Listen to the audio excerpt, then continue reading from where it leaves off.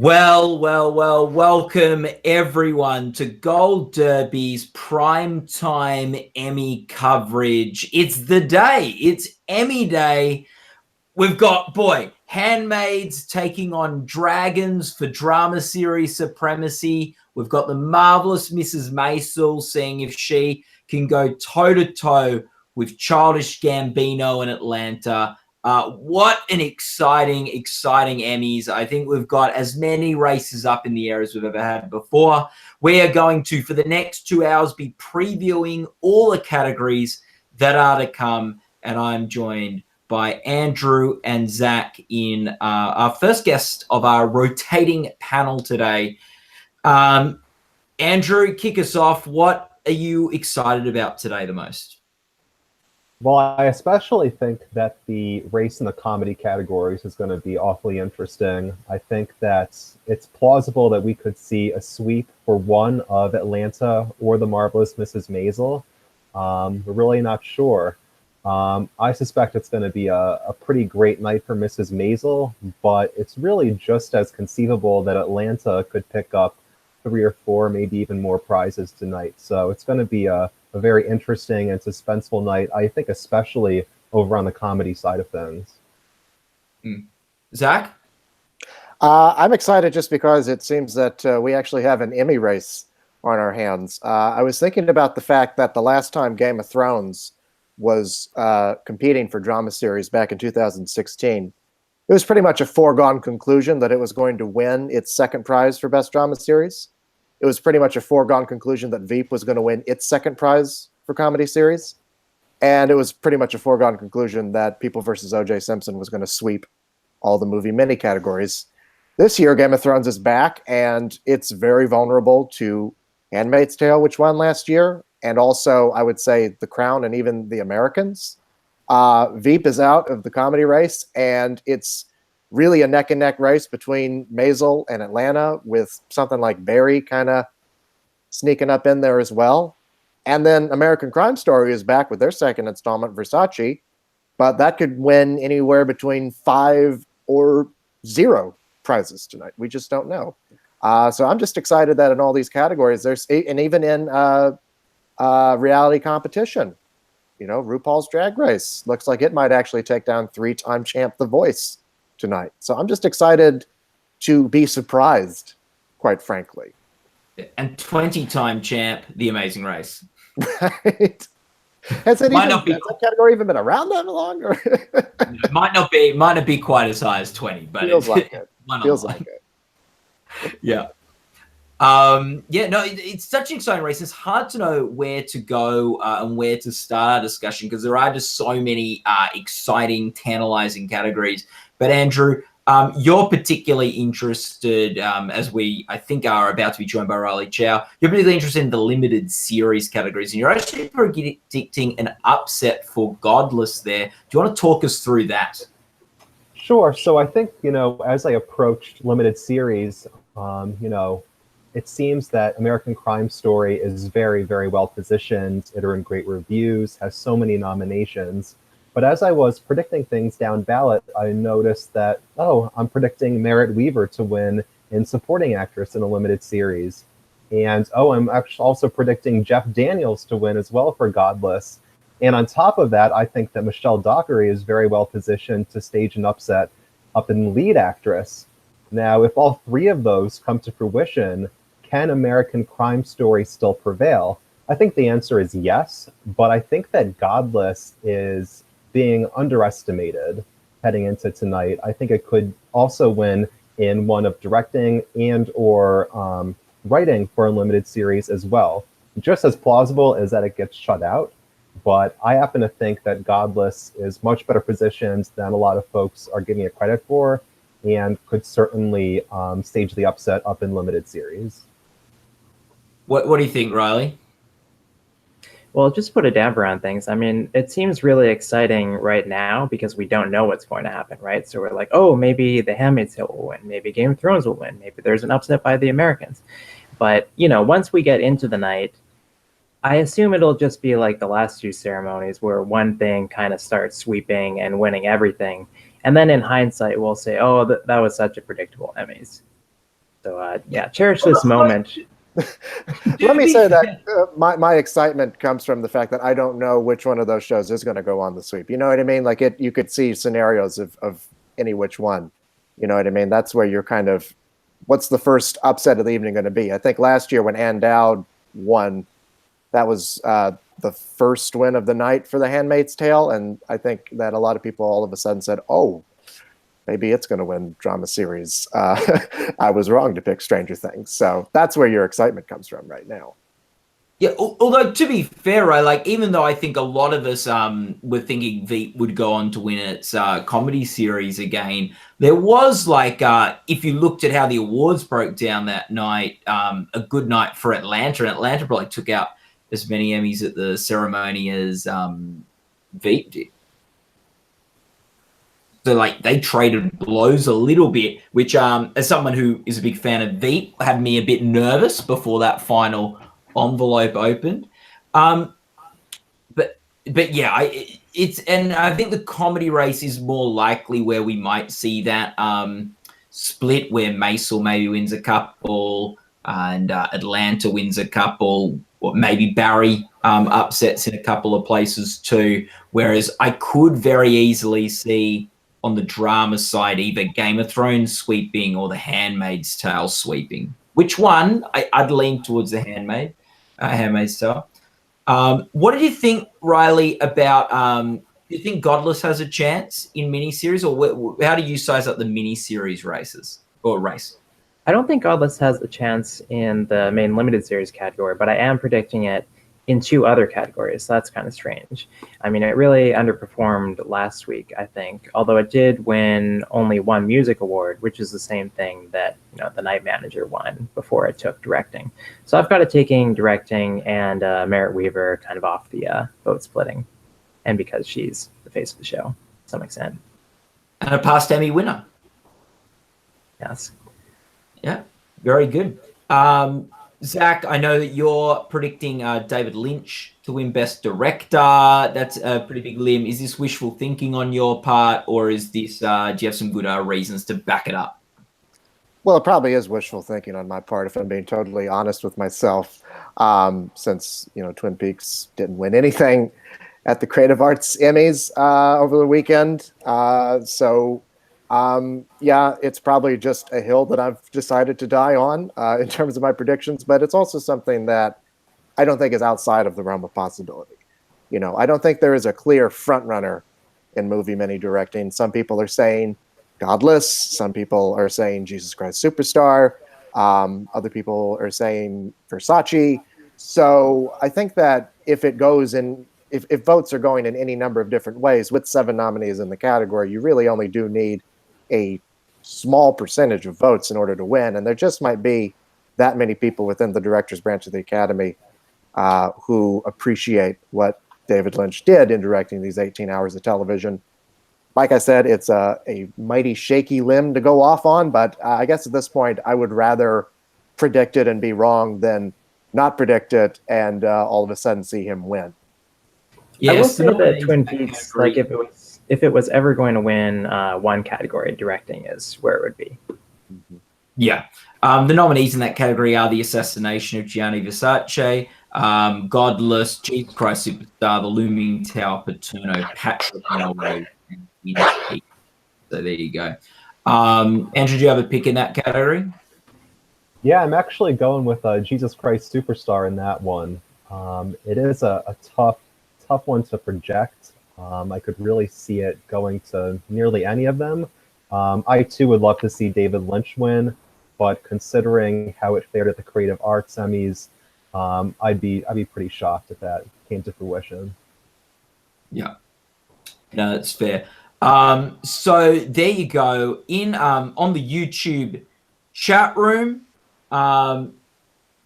the cool guy says they have Jesus Christ Superstar as well. So there you go. There you go. Thanks, cool guy. Coming up.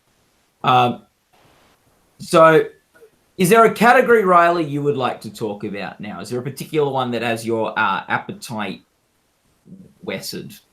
Yeah, one thing I would like to talk about is I'd like to ask you 3 what predictions have you changed in the last week since the creative arts, and possibly because of the creative arts? Oh, God.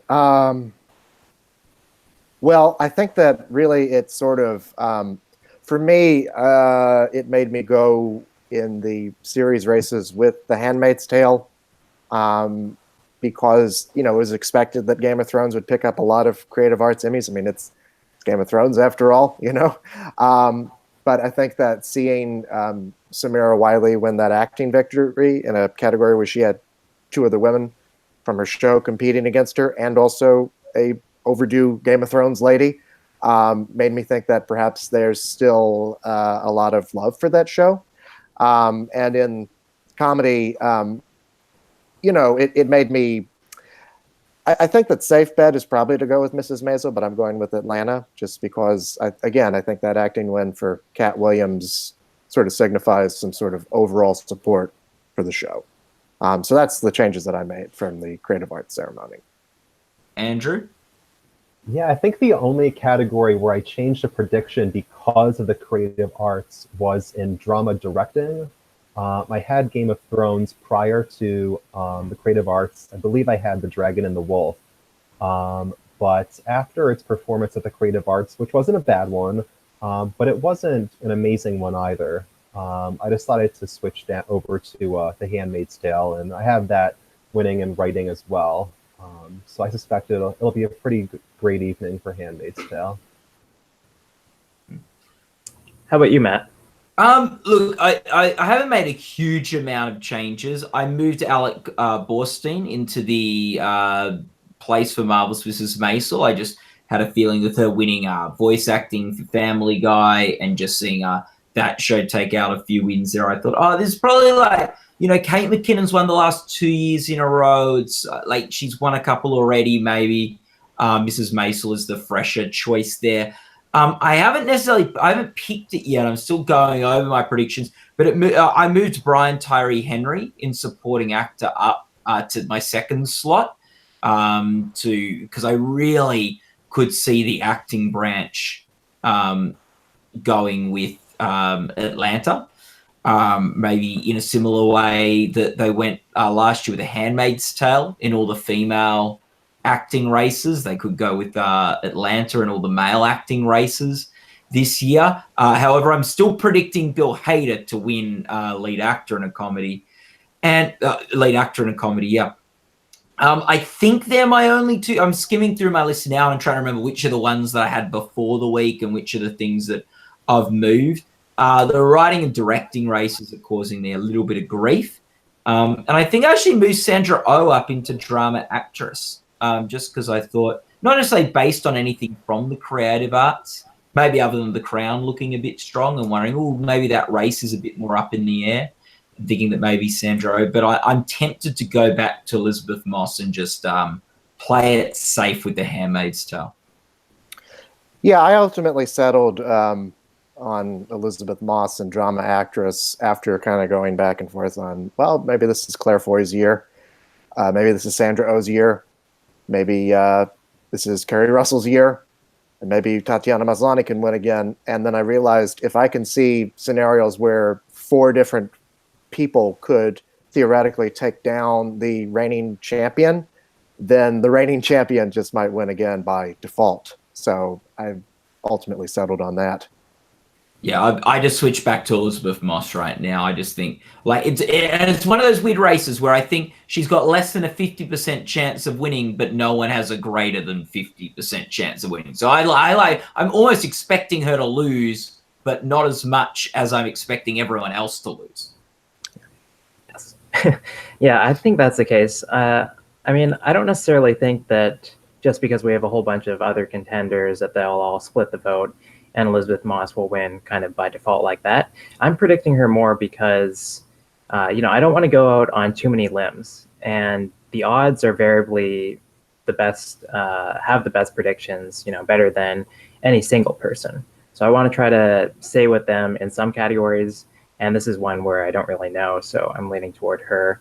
And it's the same thing in drama supporting actor, where I'm going with David Harbour, even though I think there are great arguments to be made for other contenders in the category. I think the two categories that I changed are the same as you, Matt, although I actually switched the winners. I was predicting The Marvelous Mrs. Maisel to just sweep through the main telecast, I think taking 6 awards, but I switched away from Alex Borstein actually because she won voiceover largely, because we have seen the Emmys very hesitant to give a single performer 2 awards in recent years since we opened up to this popularity system. We actually haven't seen it yet, even though there have been many times where we kind of expected it. Even at the Creative Arts last week, over on the music side, you'd think that Godless might be an obvious choice to take 2 music awards, but they actually went way out of their way to March of the Penguins 2 in order to prevent that from happening. And then also SNL just seems way stronger than it should be this year. It picked up, an award that has never picked up before last week in lighting, and it got nominations that it didn't get last year. So I feel like Kate McKinnon, she might still be able to pull it out. And in supporting actor, I've moved up Brian Tyree Henry because I think it's good that people will actually be voting for him for playing Paperboy. I couldn't tell you the name of Tony Shalhoub's character on The Marvelous Mrs. Maisel, or Henry Winkler. He gives a good performance, and people are happy about that, but they're more voting for him for the narrative. Whereas Brian Tyree Henry, he's actually playing kind of an iconic and original character, and Atlanta has already taken guest actor. It'll probably take lead actor. I think why not give the award also to the person who was kind of the star of the second season? Yeah, I do think, I come back here, Henry Winkler, I think the narrative's one, but I think, if we had a traditional tape system and people were viewing the performance, he's playing an acting coach, which is very baity for awards votes. And I would say, a couple of years ago, his role would be the one that would be the most Emmy-friendly. Well, I think in tape system, Titus Burgess would win every time, just because he's so broad. Amen. Maybe this will be the year that he finally wins. I think that's another one of those races that's tough to call because there are so many contenders that seem viable. I mean, like you mentioned, Riley, Saturday Night Live seems a lot stronger than it should be based on the Creative Arts Emmys, and that's why I reluctantly switched back to Kate McKinnon for supporting actress, and I could just as easily see Alec Baldwin winning again. I'm not predicting it, but you look at Henry Winkler, a veteran actor who's never won an Emmy before, playing an acting teacher, and he's a standout in his show. You look at Brian Tyree Henry, who's another standout in his show, and in a series that's likely to have 2 acting wins overall. And then also sitting there is Tony Shalhoub, multiple Emmy winner, in a show that could very easily be like The Handmaid's Tale and just sweep every award that it's nominated for. So it's a tough one to call over there in comedy supporting actor, and perhaps could be a good indicator of which way they're going to go overall. Who knows? Yeah, and I think also worth noting, Tony Shalhoub has won the Tony this year as well.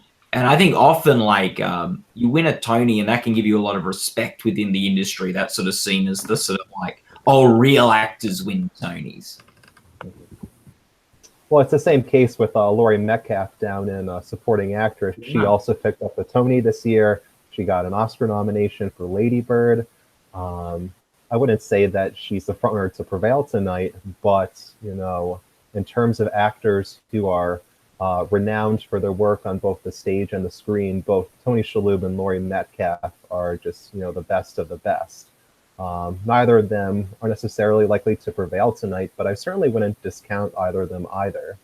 And I also want to say, down in supporting actress in a comedy series, I think that under the old system, when submissions carried more weight, I think that Megan Mullally would have won in this category just because her submission is such a knockout.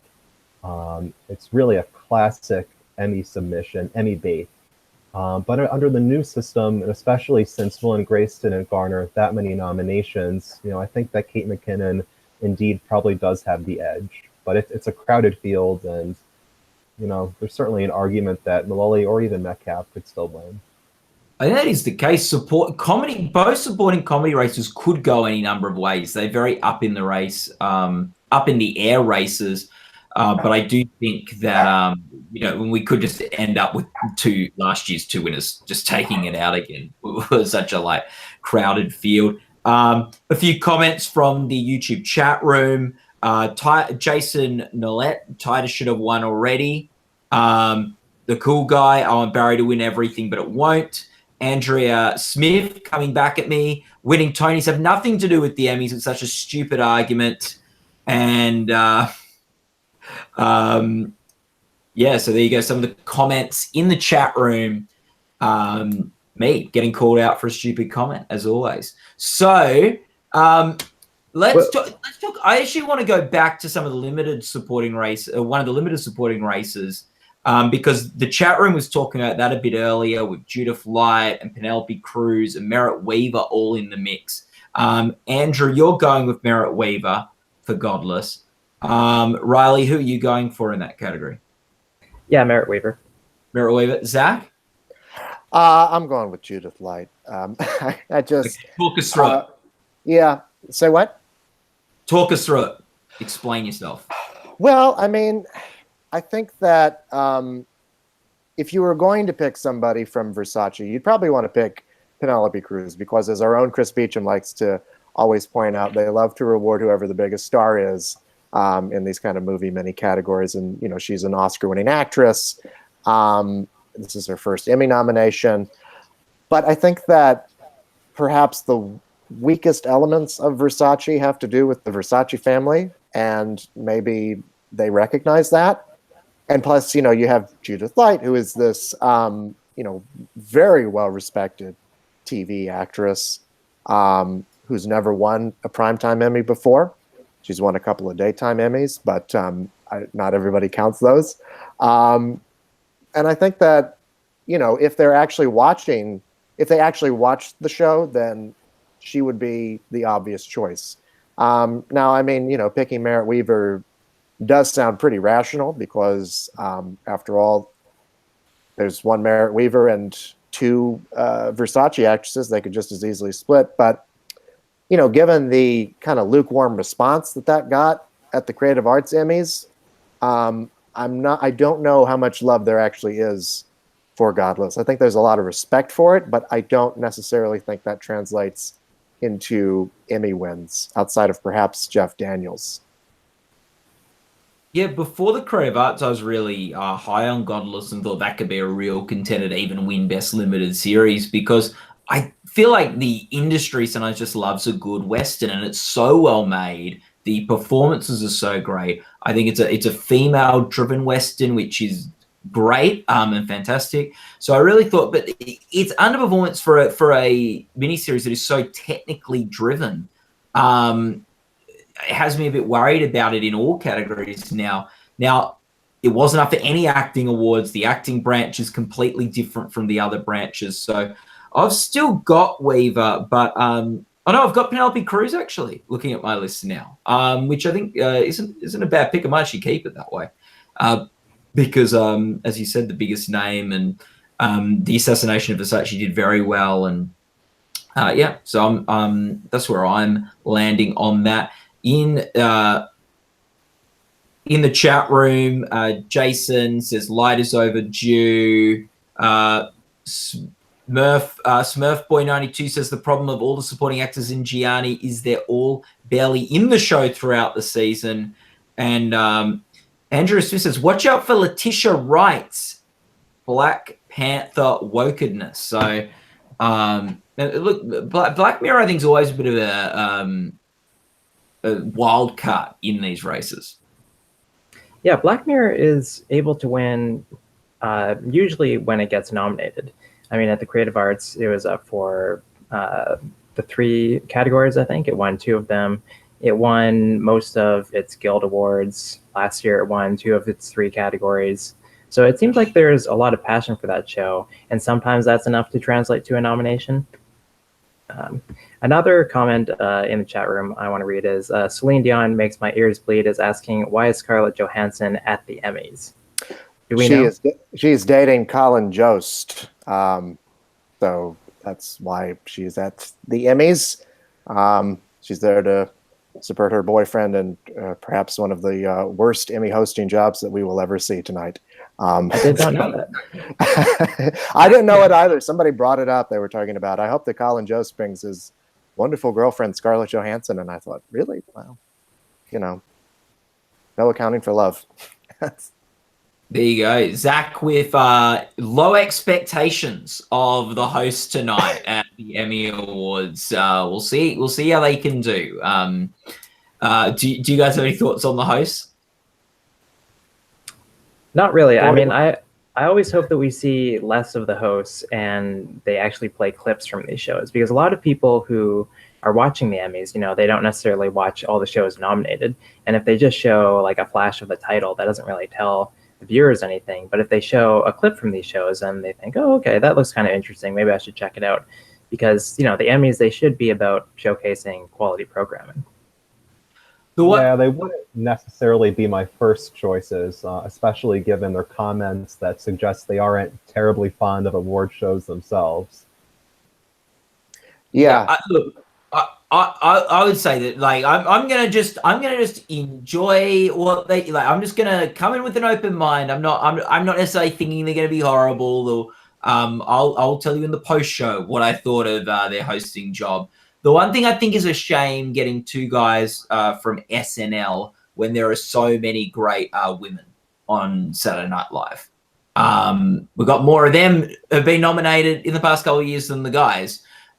So it's a bit of a shame that it couldn't have been some of the women or a guy and a girl from Saturday Night Live. It's sort of my little nitpick at the hosting. Yeah, their whole elites versus the common man when it came to award shows in that interview didn't really give me a lot of confidence. And I mean, you're right. I mean, you have any number of women who could have hosted from Saturday Night Live. Perhaps he was afraid they would all get nominated, and that's why he went with two people who were likely not to be. Yeah, they've had nominated hosts before, and I know. But I know. I think Kate McKinnon and Leslie Jones could have been some really fun hosts. Maybe they didn't want to do it, but maybe they're right. Yeah. Who knows? Yes. What's another race we want to talk about, guys? Is there, Zach, a race that you're particularly excited about? I think that we talked about the comedy supporting. I think that in drama supporting, there's also some nail biting. Riley, you mentioned going with David Harbour. He is the front runner, but I'd say that's kind of a soft front runner. I could just as easily see that going to Joseph Fiennes in A Handmaid's Sweep, or Matt Smith, since The Crown did win for casting. And then Peter Dinklage is right there as well, two-time Emmy winner for Game of Thrones. Supporting actress, too, I think is kind of a nail-biter. Last year's winner, Ann Dowd, is contending against not just one, but two co-stars this year, including one, Yvonne Strahovski, who had one heck of a good season. So I wonder if maybe those three could split and you could see somebody like Vanessa Kirby from The Crown win. Yeah, no, good point. Riley, do you have a thought on that race?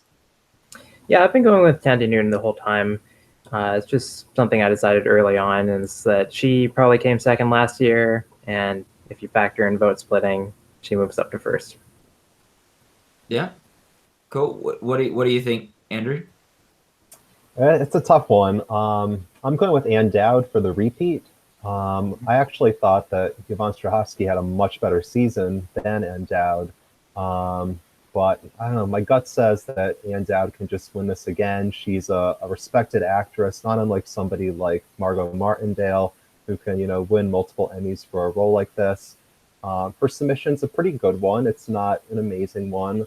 But I think she's just such a respected actress among her peers that she can pull off multiple wins, even in a race this crowded and full of great contenders.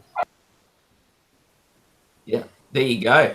So the supporting actress nominees are Alexis Bledel, The Handmaid's Tale, Millie Bobby Brown, Stranger Things, Ann Dowd, The Handmaid's Tale, Lita Headey, Game of Thrones, Vanessa Kirby, The Crown, Thandie Newton, Westworld, and Yvonne Strahovski, The Handmaid's Tale. I know vote splitting is a real concern, and there are some Thandie Newton and even Lena Headey are not out of this race by any stretch.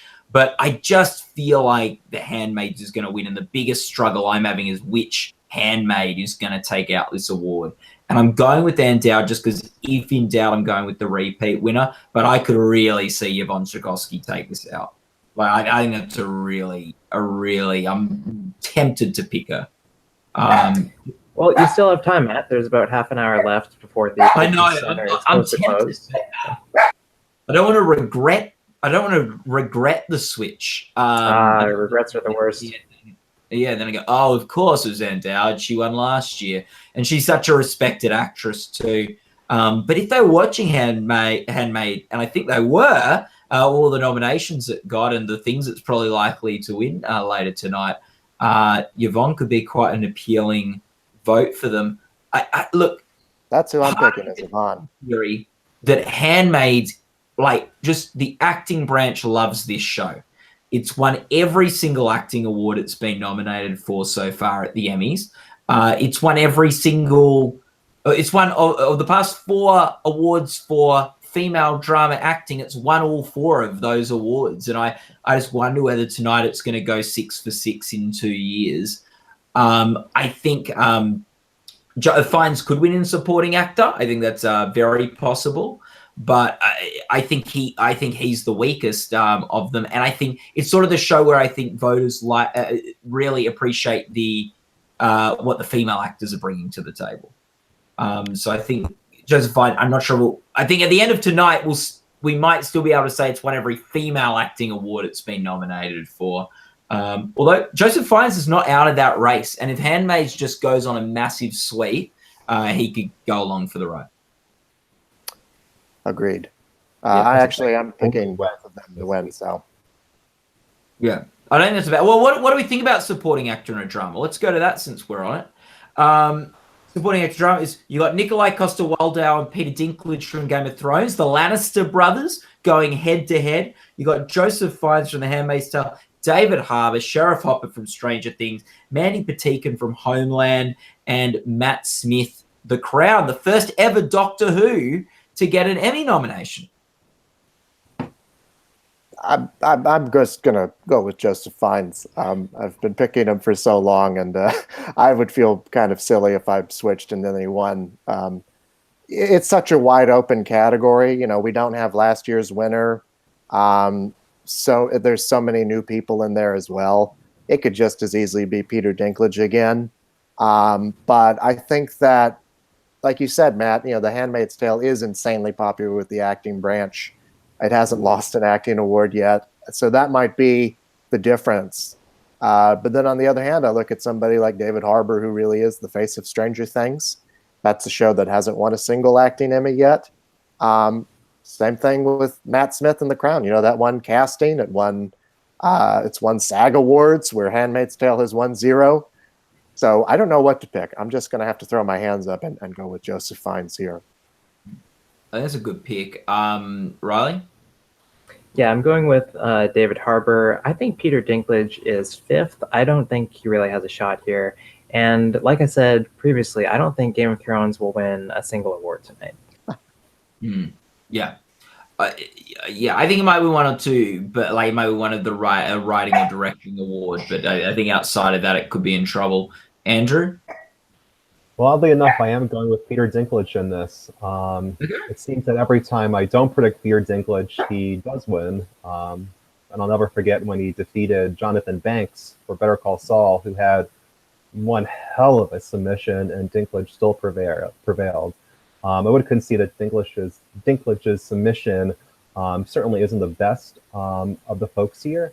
But I think that Game of Thrones will win something tonight, and I think that it might just be him. I also have to give hats off to Mandy Patinkin, who has a really great submission this year after kind of a lousy one last year. He doesn't have a prayer just because Homeland has so fallen among nominations, but he gives a terrific performance in his tape. That said, I do have Peter Dinklage. I was struck at the Gold Derby Awards where we actually awarded Game of Thrones series, and the Gold Derby Awards love Game of Thrones, but Peter Dinklage, he did not win the award. nor did he even place second, which went to Noah Schnapp, despite vote splitting. Yeah. Hey, can we jump over to the variety special categories, because we had never actually covered those in any of the Slugfests. Let's do it.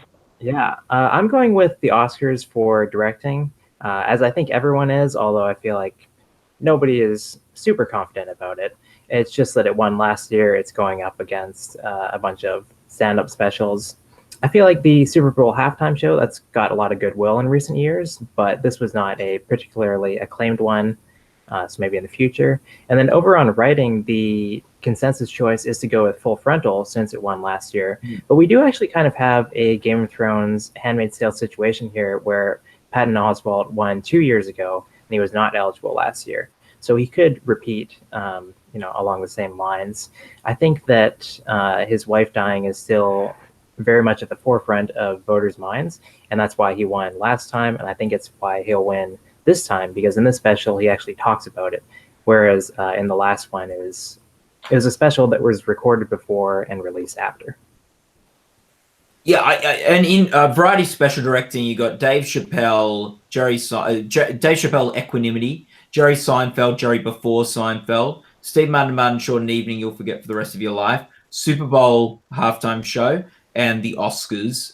So yeah, I think Oscars is your safe bet there. The variety writing, and I'm glad you talked about that one a bit more, Riley. I think is a particularly interesting one. You got the Full Frontal Samantha Bee.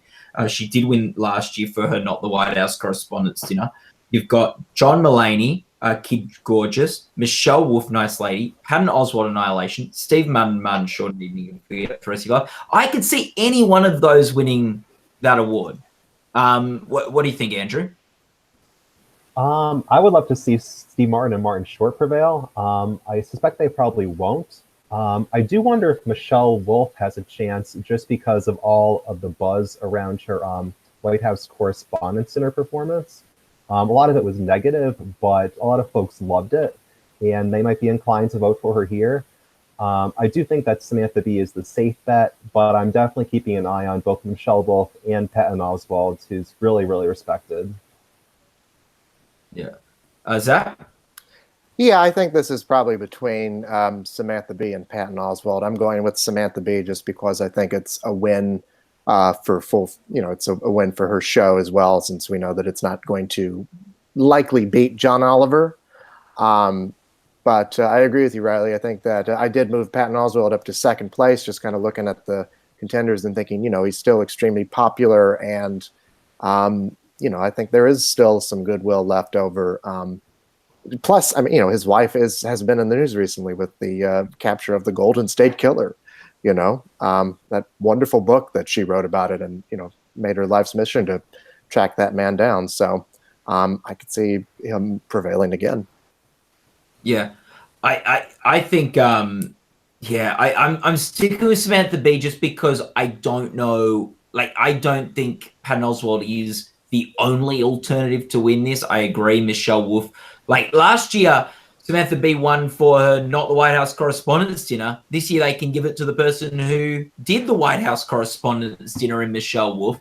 I think Steve Martin is someone who is so respected in comedy and in the industry. I could easily see, sort of like a very nostalgic tip of the hat to him and Martin Short. I could see John Mulaney is the cool it comedian at the moment. And I don't mean that in a pejorative way. I think he's hilarious. So I could easily see John Mulaney sort of getting the sort of head-scratching win there. But yeah, Patton Oswalt, such a great comedy special, such a real personal one where he talks about his wife's passing.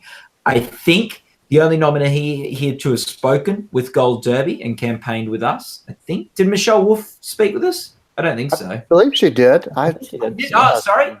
Michelle Wolf, the other one. Something that kind of swayed me was at the Creative Arts, where we saw Parts Unknown pick up 6 awards when the most it had ever done before was 2. So it told me that voters were feeling extra sentimental, especially in the writing category, where Parts Unknown won for the first time ever. Anthony Bourdain has actually never picked up an award for television writing, and they went with him this time. So I feel like if there's that kind of sentimentality, then that favors Oswald. I also feel like, yeah, Michelle Wolf and Samantha Bee might split some votes. Yeah, that's an exciting race, and I think whoever wins it, there's going to be a great acceptance speech from all of those people that are in the mix. A lot of very funny people competing for that award. Is there a final thought that each of you would like to share as I invite our next panelists up, which will be Charles Bright, Sam Eckmann, and Tom O'Brien? Sure to be exciting. Honestly, I've never been more excited to see what's going to happen at the Emmys, because I think there are a lot of possibilities. But like you said, Riley, as soon as it's all over, we're going to say to ourselves, now, why didn't I see that coming? It happens all the time. Yep. Riley? Yeah, I'd say the most sensible thing is just to go with, Versace in every category and The Handmaid's Tale in every category. I mean, I'm only predicting Elizabeth Moss. I'm not predicting any of the Versace actors. So we'll see how that turns out for me. Fingers crossed for The Crown. Do you think, Riley, with comedy, would it be wise to go all Atlanta or all Maisel, or split them? Well, I was going all Maisel, and then Jane Lynch lost. So I don't know. I'm splitting them. But okay. And Andrew, final thought? For me, I'd like to see the Americans win something tonight, whether it's Best Actor, Best Actress. I believe it's up in write-in. It's farewell, and I love to see it, pick up a major prize beyond just the guest Emmys that it's picked up for Margot Martindale. Nobody would be upset if the Americans or The Crown won, I think. Yeah. Except the Game of Thrones and Handmaid's Tale people. Well, okay. I'm predicting it's going to win writing, so I'm one of those people who's going off on that ledge, and I hope it does too, because it was a fantastic show. I also think I didn't talk about this, but I'm predicting Matthew Rhys is going to win in actor. That's another one of those heart predictions, but it seems reasonable enough. Can you believe that the Gold Derby odds are favoring the Americans to win 2 Emmys? I mean, that's the kind of thing, it might happen, but it shouldn't have front-runner status. The Americans should always be the underdog, I feel. I think people are getting very hung up on the comparison to the Friday Night Lights win in 2011, which to some degree I believe that that mindset is merited. But even though I feel like I'm criticizing it, I'm predicting it in those 2 categories. so take what you will on that one. Yeah. Sorry. We also today have the Emmy board tallying how the Emmys do. Obviously, during this show, since no Emmys are being handed out now, nothing will be moving. But this is generally where things stand. I've updated it from last week, so we've got quite a lot of shows. These are I've trimmed it down to be shows that are sort of competing for awards tonight, and we've got a lot of shows sitting along here on 3. We've got Versace on 4, Jesus Christ Superstar on 5, and then Game of Thrones and Saturday Night Live sitting on 7. And at the end of the show, we'll have these moved up. Later in this preview show, what we'll do is we'll track how high each of these series can reach tonight. But we'll do that a little bit later, so get excited about that. And now I'd like to ask Riley, Andrew, Zach, thank you so much for your thoughts and analysis. And enjoy the Emmys. You too. Thanks, guys. Bye, guys. Bye-bye. And by the way, Matt, I want to plug. I was the one that interviewed Michelle Wolf this year. Oh, I'm so sorry, Charles. I mustn't have checked that one out yet. How dare you forget? I'll be watching it tonight after the Emmys, particularly if she wins. Particularly if she wins that award. She was really sweet. Yeah, she was. Would never leave. Thank God we're on. Yeah. Well, Tom, I think an interesting thing about you is you are an Emmy voter. Right? Oh yeah. Yeah, there we go. And you are in the writers branch. I am. So I thought it'd be good for us to tackle the writing categories while we've got you here, because you can give us a unique insight that we can't, because you are not only a writer but you vote for these awards. Just we did touch on variety special writing. Did you vote in that one? Do you have an opinion with that sort of thing? With those? I did. I voted for Full Frontal. I think it was probably a little bit later. The voting was over by the time Trump stepped in it with the Puerto Rico stuff, but it was still a very strong special, and it was at a time when people were forgetting about Puerto Rico, and it really brought it back. Yeah. Okay. Did any of you two have a thought on that category? Just while we're touching on it. You're kind of making the arguments you guys are making was kind of makes me want to go back and change to Patton Oswalt now. But just something about it. Also, just it's probably wishful thinking on my part. Thinks that I recently a couple weeks ago rewatched John Mulaney's special Kid Gorgeous, and it's so funny. It's so incredibly funny. I just don't. I resolved. I made a bunch of switches in the past hour, and I'm not going to do any more. on Gold Derby odds, John Mulaney is in something like fifth or sixth slot, but he like I could so easily see him winning this. He is so hot right now. I think the other ones are a bit more buzzed about than he is, so I'm not sure if he has a chance. I have him in last, but I think Samantha Bee is kind of the obvious choice in that one with Michelle Wolf. I was going to say I might even have him in last too, but I do not like him in I really think he could be the big upset of the night. So let's talk about some of the other writing categories. Movie mini writing. We've got American Vandal, The Assassination of Versace, Black Mirror, USS Callister, the great USS Callister episode, Godless, Patrick Melrose, and Twin Peaks. Do you have an opinion on that one, Sam? I think I'm going with USS Callister, but I don't feel confident about it at all because Versace is a huge Emmy behemoth right now, and I think it's going to do very well tonight. But there's something that's very accessible and relatable about USS Callister, and I think that's going to push them over the edge, even if slightly. Yeah. What do you think, Charles? I'm on the same page there. I think I remember. Actually, you probably remember this too, Matt. When we were at the ceremony last year, it feels so nice. I'm watching the gold carpet right now. And it feels so nice going, I have air conditioning and they don't. So, it feels really good. I remember one of the biggest surprises of that evening was Black Mirror winning the writing award. That was a pretty big upset because I think a lot of us had Big Little Lies taking that one. And I think the fact that it was able to win there last year, there's obviously within the writers branch, there's no qualms about, does it really belong there? Is it about what kind of show it actually is? So I'm inclined to say Black Mirror, but the Versace one is making me wary. Tom, give us your thoughts as a voter in the writers branch. I did have qualms about its eligibility. It just felt wrong to me, and frankly, I wasn't crazy about USS Callister. I know people love it, but I wasn't really on board. So I voted for Versace.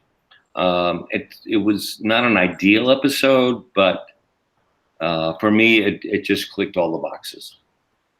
Yeah. Wouldn't it be great if American Vandal won that? Oh God, that'd be so great. That'd be so cool. You could have voted for it, Tom. You could have. I would love. Did you watch the second season yet, Matt? No. Is there a second season? There you go. Yeah, it just debuted. It just debuted this weekend. Oh, fantastic! And it's even better. I love seeing comedies beat dramas. That's what I'm all about. That because if it's a good comedy, I guess there's some comedies I don't like, but and I'd love for that to happen. That being said, I think USS Callister is the go. There, Tom's vote notwithstanding. No, I'm predicting USS Callister. Okay, you're predicting USS Callister. That's good. So let's look at the writing race for a drama series. You've got The Americans, episode Start, The Crown, episode Mystery Man.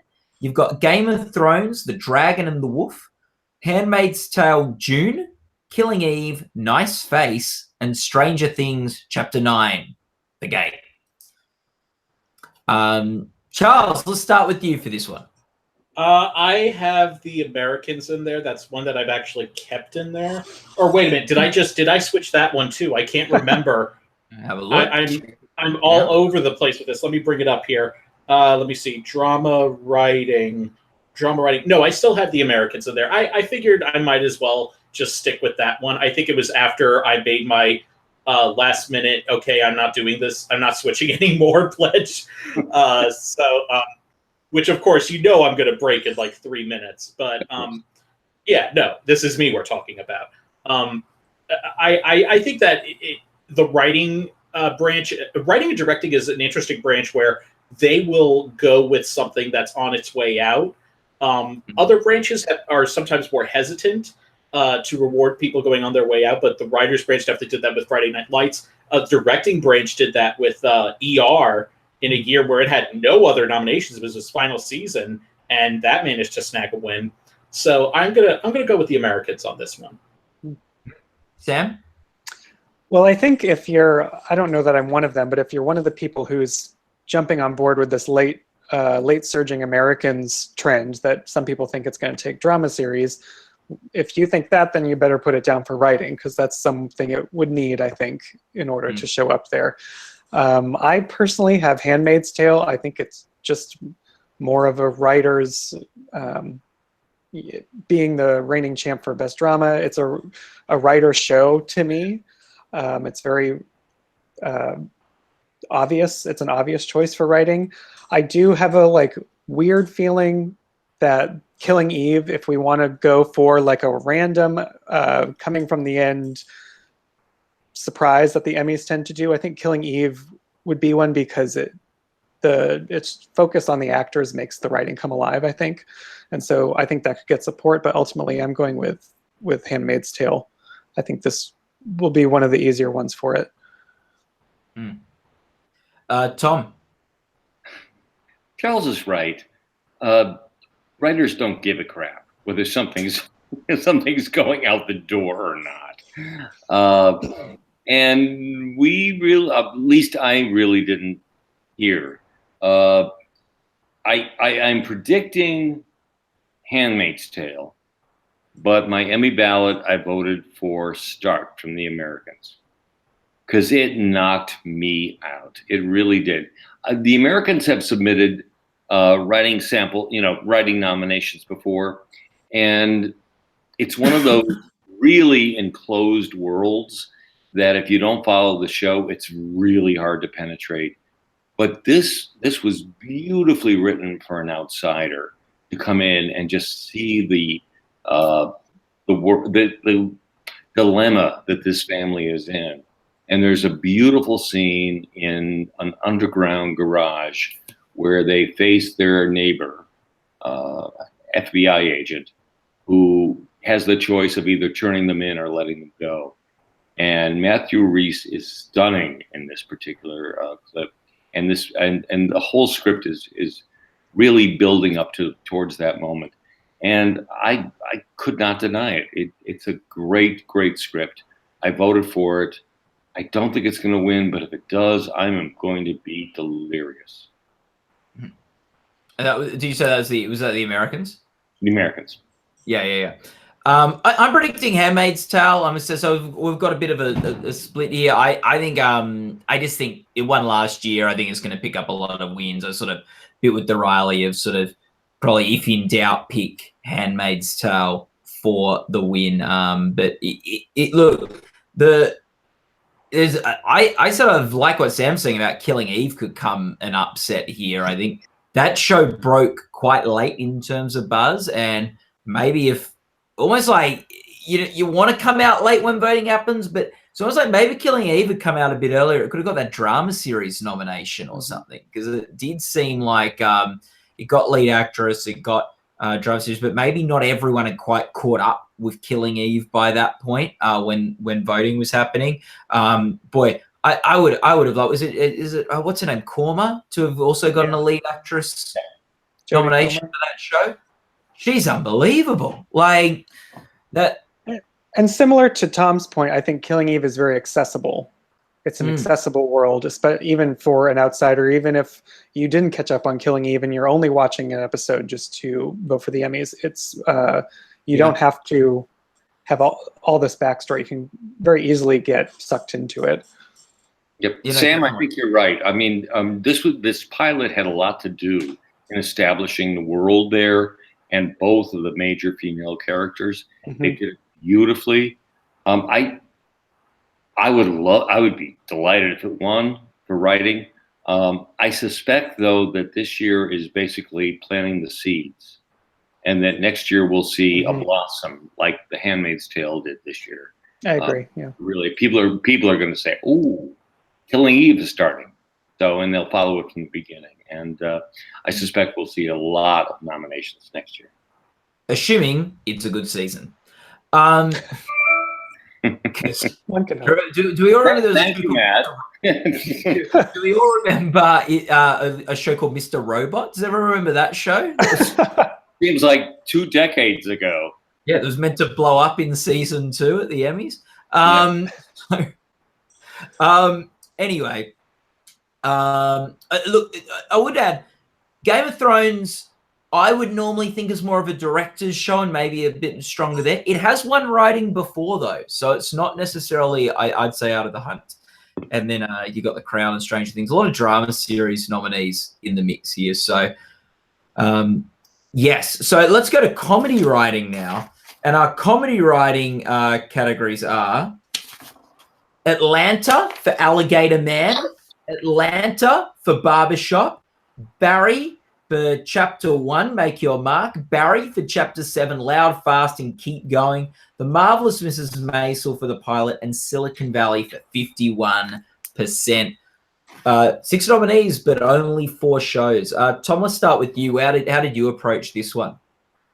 I'm probably one of those voters who looks for the funny. Yeah. And there was not a whole lot of funny in Atlanta, much as I love Atlanta.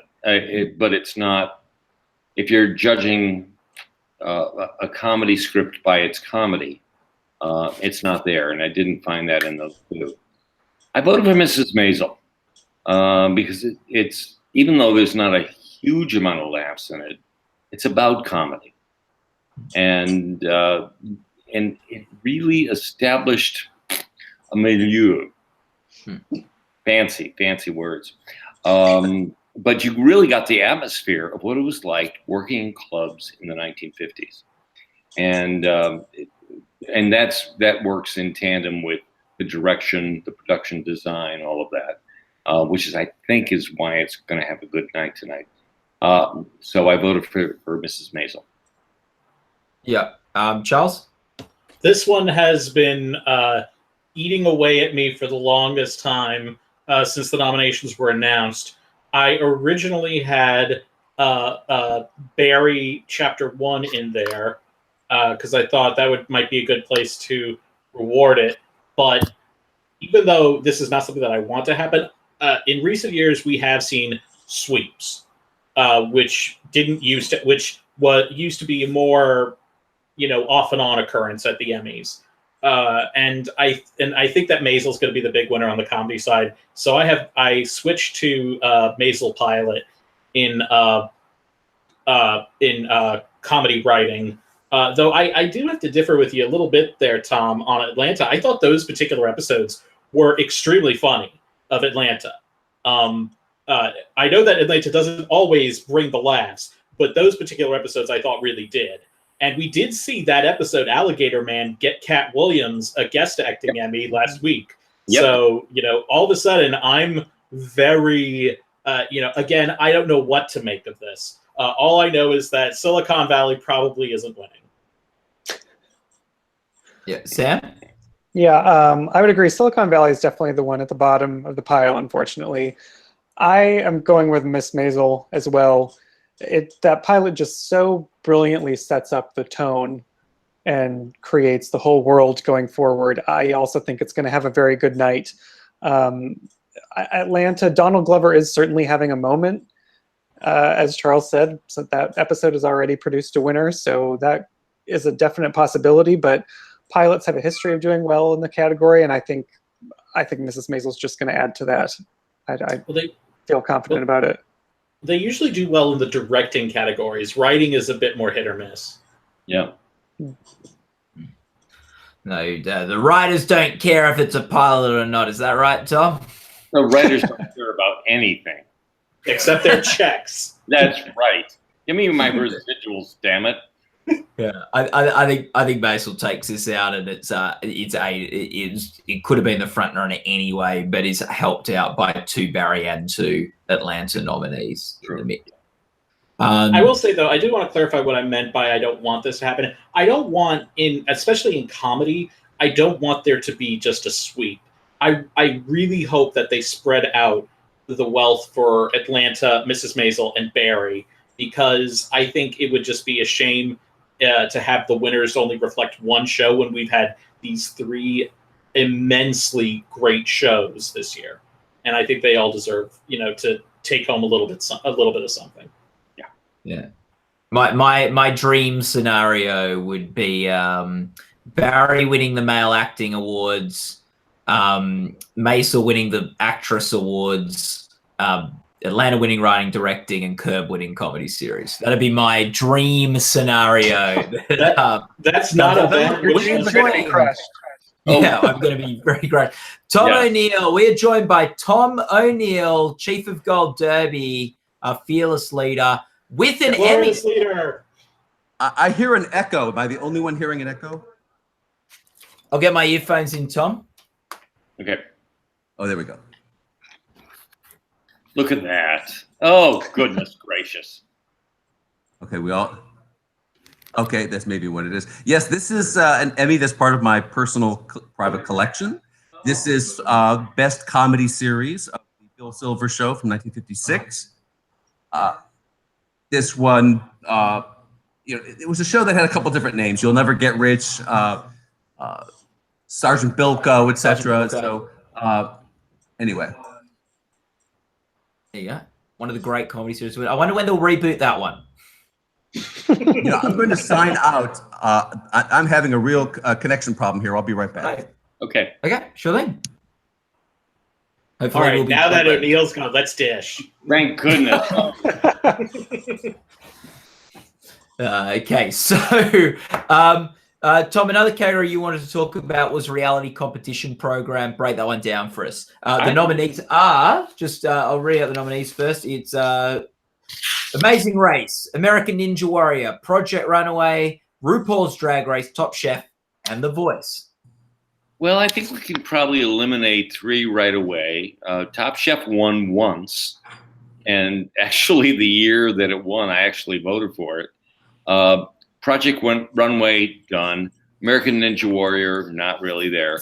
So we've got The Amazing Race, RuPaul's Drag Race, and The Voice. And The Voice has been surprising us year after year, and this is a category where they really like repeat winners. And the big question is, can RuPaul break in?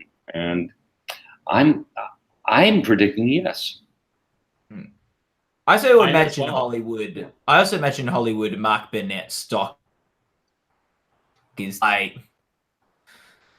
not saying maybe enough for him to lose if he was the clear front runner and they just loved The Voice. But with the rise of the RuPaul's Drag Race with momentum, I think that and Mark Burnett probably a little bit not Hollywood's favorite guy at the moment. He that RuPaul might take. He's this also out. not Tom Arnold's favorite guy at the moment right now. That's right. But by the way, here on the ground in Hollywood, yes, RuPaul and the drag queens are everywhere all the time throughout Emmy season. They even came to the Emmy party. Of course, RuPaul himself gave us a great shout out at the Creative Arts on video that Marcus captured on camera. They are working it, baby. So I think that this momentum that they've been having lately is cresting. So I'm going with them too. But if I were running the odds and just doing that, The Voice might be more safe choice. What are you going with, Matt? I'm going with RuPaul's Drag Race. I think it's built up momentum nicely the past 2 seasons, and I do think with some of the Trump stuff that Mark Burnett might not want to give him an Emmy award again. The one thing that I had the voice for the longest time, because after being burned last year, I was convinced that it probably wouldn't happen. But when RuPaul's Drag Race won the directing award, that's what put me over the line. And that was probably the most substantive change I made after the creative arts ceremony. Yeah. Tom and Neil, sorry, we got 2 Toms on here. I need to clarify. Tom and Neil, what race or what is at the forefront of your mind with just over an hour until, or maybe just under an hour until the Primetime Emmy Awards start? Just all these cliffhangers, like watching your show here our show, I should say, a bit earlier, what Tom was saying, but by the way, Tom, O'Brien, and I, the 2 times, are Emmy voters. Yes, you're an Emmy voter too, Tom. Yes, that's right. Hello, brother. Hello, brother. And my fellow Tom here is in the writers branch. I'm in the lowly interactive branch. But this whole thing, this idea of Atlanta isn't funny. You know, that the race is fascinating. The Mrs. Maisel versus Atlanta race, as is drama series. I'm not convinced it's Handmaids in a Walk, like most of the predictors at Gold Derby are. Boy, look at how strong Game of Thrones was at the creative arts. Yeah. And it just reminded you of how strong it is. And then remember, Game of Thrones won the Gold Derby Award, often a foretelling prize at the Emmys. And then I'm going for the Americans, but that's a whole other discussion there. But back to Tom's point about Atlanta not being funny, and how that actually, you confess, that actually stopped you from voting for it in the comedy series, right, Tom? For writing. For writing, correct, yeah. And usually that's the pattern for series too. Yeah, like look at the shows that have won: Veep, 30 Rock, The Office, Modern Family, Arrested Development. You got to go all the way back to like maybe Sex and the City or Ally McBeal before you find a show that isn't just full on pure comedy. Right. But I went with Atlanta anyway for this reason, and that is, remember, it took Veep till its 4th nomination for comedy series to win, and then of course it won 3 years in a row. Julia's won 6 years in a row. Maisel's just this, last year, yes, Handmaids won over on the drama side as a streaming service, first-time nominee, but normally it takes a while to chip your way into that race and win.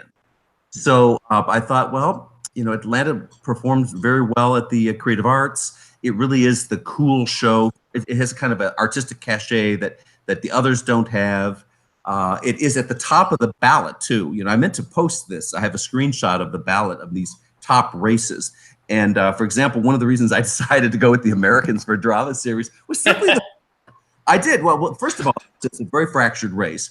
And if you look at the votes of the Gold Derby Awards, of course, which often foretell the winner, it was neck and neck. Just a couple of votes separated the Americans from Game of Thrones from Handmaid's Tale, and Game of Thrones eked it out. And when you're on the ground here, among the Hollywood hipsters, there's this reverence for the Americans. It's kind of like Breaking Bad. You were not allowed to dislike Breaking Bad. You're not allowed to dislike The Wire, right? And you were even using that kind of approach and that kind of awe for the show when you're describing a few minutes ago that writing episode that you liked so much. And I was just thinking, that it's the last time they could vote for it. But the ballot itself, I realized they reversed the alphabetical rank of the ballot, or at least they did one year. I still have not found a single Emmy voter who looked at the drama ballot and had Westworld on top instead of the Americans. The Americans in Atlanta beginning with the letter A. And when you look at your ballot and it's right there, how do you not vote for this Atlanta, which is so artistically daring and amazing show, even though it's not funny, or the Americans? It's the Americans. I don't know. Tom, you're being a fellow voter. Do you think that we've run the stats. People in the forums have done this, where there is an alphabetical bias toward the front of the alphabet in the winners. Do you think that's a factor with us or not? I think you're absolutely right, because then all of a sudden I hit the A's, and there's a few A's before the Americans and before Atlanta. Yawn, yawn, yawn. Oh, Atlanta. Boom. And not on this year. I mean, yes, on the nomination side, yes, but this year for comedy series and drama series, they're both at the top of those lists. Less so because you don't have to scroll through. Yeah. You just have the 5, and that's where it comes down to. Tom, I've been back and forth. I had Atlanta most of the season. This morning I changed to Mrs. Maisel. This is a tough year. And really exciting. Without Veep in the race, we've got some fun in the comedy category. Yeah, and I think picking. Yeah, what are you picking, Sam? I'm going with Mrs. Maisel. I think, there's like a history of things winning at the Emmys or the Oscars where they have a really wonderful descriptive word in the title, like life is beautiful. And this is the marvelous Mrs. Maisel. And it just has, even though it's not always funny, laugh out loud funny, it has an upbeat feel to it, even when it's dealing with heavier material. Part of that's because of the time period. But it just, I think it's accessible and it's about the industry. It's about artists. She discovers her life as an artist, as a stand-up comic, and they can't help but vote for themselves. So I think it has an edge, even though maybe Atlanta is more of the artistically daring Atlanta's about the industry. show. It's Entourage, but in the music industry. Yeah. But there's just something that makes you feel good about Marvelous Mrs. Maisel, I think, that for me pushes it over the edge. And Barry's about acting, and Curb Your Enthusiasm's about the industry. It's like I was going to say narcissism, but okay. Yeah, remember 30 Rock used to win all the time. Yeah, I know. It's What about you, Charlie? What those 2 series races, what are you going for? And then you, Well, Matt. it's interesting you were talking about, I was thinking back to some of your other analysis you've had about some of the awards. So I started watching, I had Game of Thrones for the longest time in drama series. And I started watching, I finally, a month or 2 ago, started watching The Handmaid's Tale Season 2. And at the end of episode 3, I found myself saying, I know it's probably good, but I don't know if I can do this. I am someone who can deal with a lot of. You didn't miss anything. It's the rest of the series is one long chase. Well, no, specifically with what happens at the end of episode 3, when she gets captured. I was just like, oh God, I don't know if I can do the rest of this. This is going to be miserable to get through. And I was wondering if that might be the mindset of some of the voters, even. Where maybe they're willing to vote for in acting races, but maybe the series race is another story. I am still going with Handmaid's Tale in drama, and Mrs. Maisel has always seemed like the safe option in comedy series. It seems just like the safe option in terms of its material, in terms of its approach. It's the most comedy oriented, and so I think it'll probably pull out a plurality. There are 22,000 Emmy voters, and I'm not sure that 20,000 have seen it. No, that's We were with some of us Gold Derby editors, a high-ranking executive from Amazon the other day, and that person said to us when I was making an observation about how jumbled these apps are, Netflix, and trying to find anything, and Amazon is really, really, they've made big strides lately. Hulu's made really big strides in the last year, but Amazon is still not the easiest thing to search and to access. And the executive was saying, basically, yes. Anyway, Matt, what about you? Look, I find with the comedy race, I find it particularly tricky because I think most years I would pick Marvelous Mrs. Maisel. I think it has that uplifting, positive warmth to it, like sort of what Sam was saying. I think it hits to the more comedic sensibilities. It's a nice callback to comedy, and I just think it's the show that is more Emmy friendly and the more sort of Emmy type of show, and the type of show that I think looks more comfortable in this category of winners.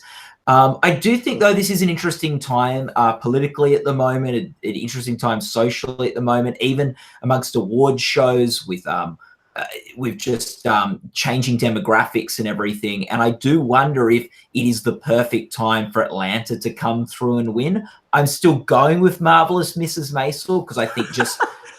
You should say that Charlie just did, which is give all the reasons you're not going to vote for, but I'm voting for it. Well, I'm giving the reasons why I'm torn. And I think that Mrs. Maisel should win following all the rules I know about the Emmys, but maybe this year will be the exception to that rule. Drama series, I'm going with Handmaids. I just think it's the season came out later. It's more socially relevant. It didn't do particularly well at the Creative Arts last year and was able to sweep these awards. Okay.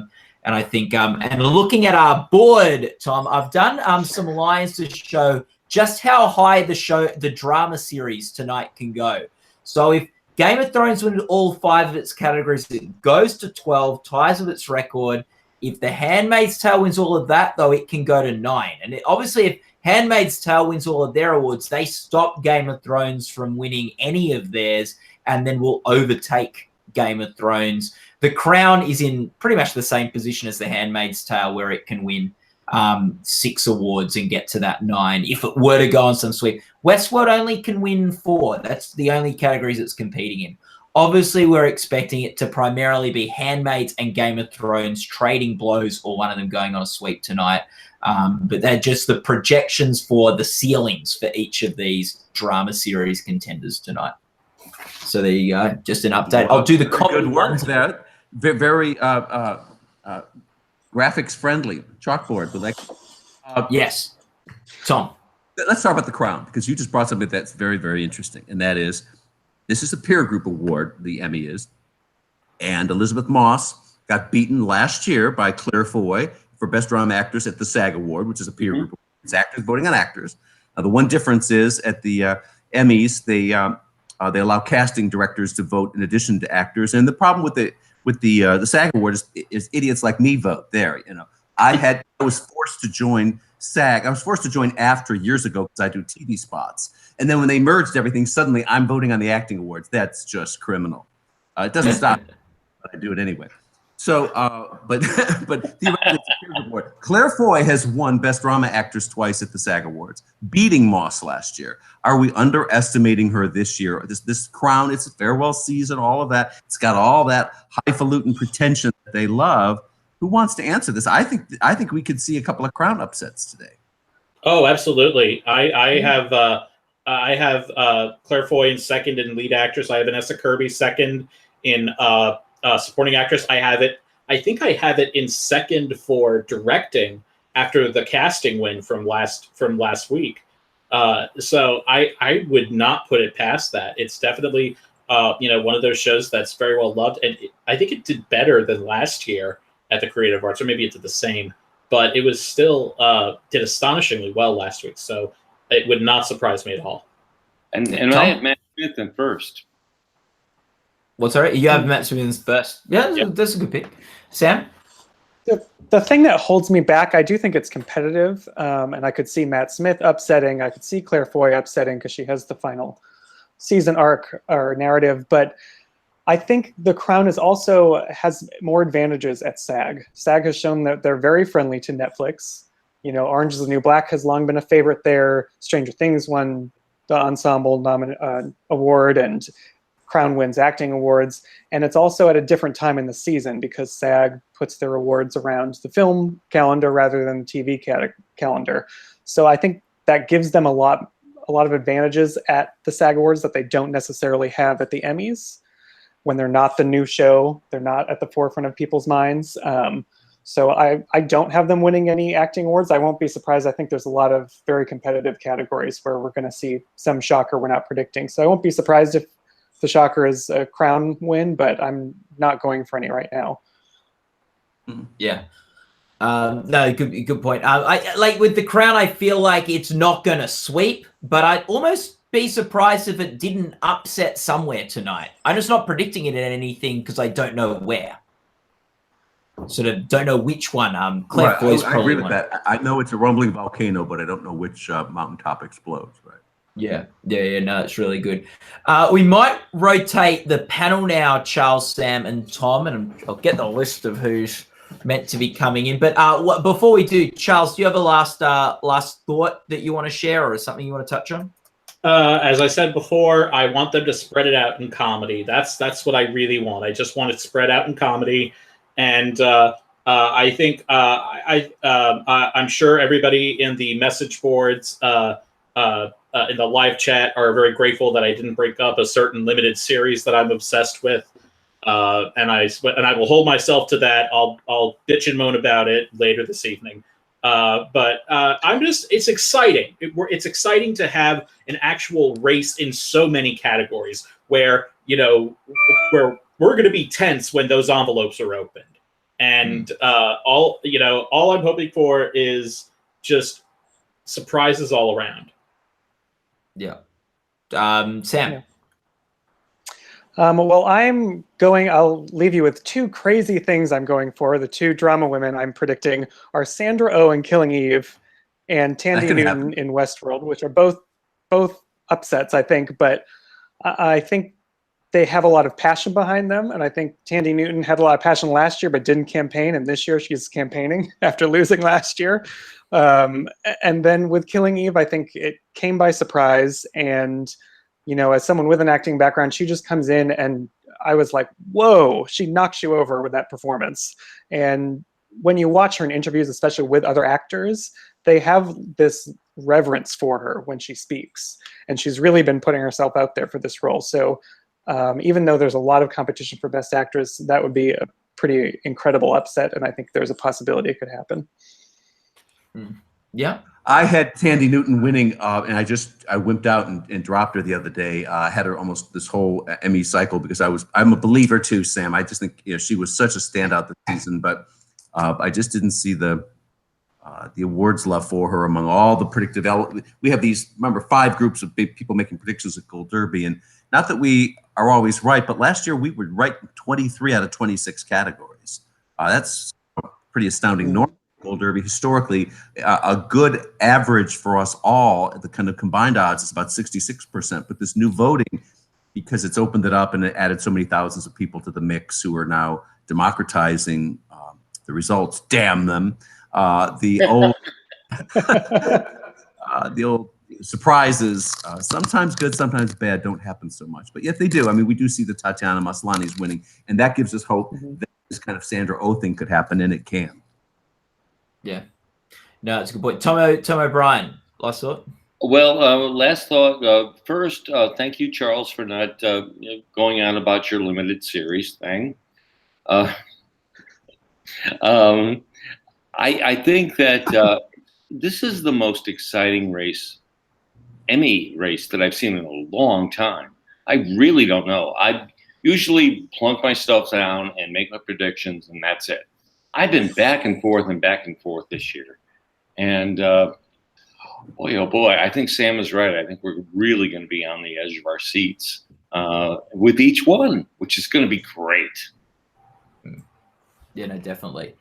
So I'm going to invite, stay on for now while we wait for people to come on, but Rob, Tony, and Daniel, come on and join us for some Emmy chats as we round out our coverage. We've got about half an hour to go, just more than half an hour to go until the big Emmy Awards night. We're going to be and Gold Derby is the place to follow it, isn't it, Tom O'Neill? GoldDerby.com. That's right, baby. We are hot to trot. Place to be. We will have a live post show at the end of the Emmys. You can come back here and watch us break down all the awards, celebrations. Watch us cry.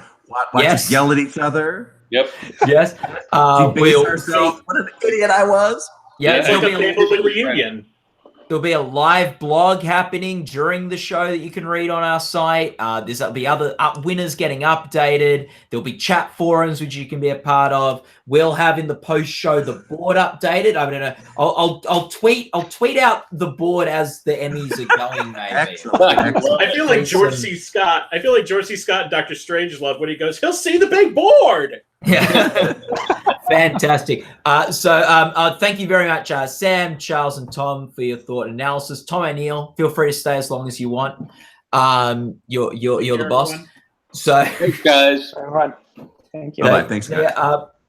Daniel, what do you want to talk about?